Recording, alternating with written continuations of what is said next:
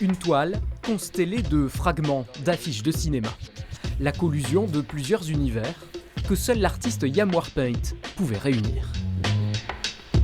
Il y a James Dean sur La Fureur de vivre. Et en fait, donc là, les 400 coups, et en gros, l'association d'idées, on la voit bien, quoi, en fait.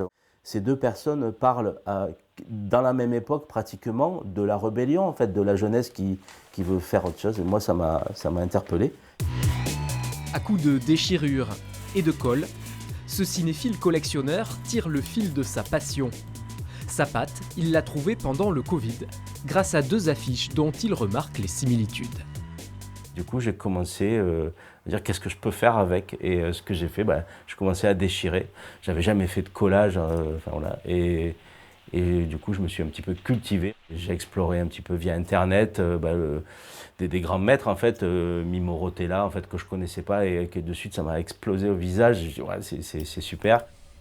Jeux de forme et jeux d'histoire, au fil de ses trouvailles en brocante ou auprès de cinéma, Yam Warpaint s'amuse avec les classiques.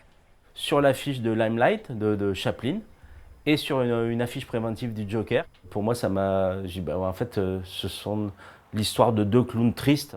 Des échos parfois évidents pour le cinéphile averti. Sur la même journée, quand tu tombes sur Tom et Jerry avec une hache et Shining, voilà, c'était facile. Des hybridations lacérées aux méta-affiches, Yam Warpaint ne cesse de triturer le 7e art pour mieux lui rendre hommage.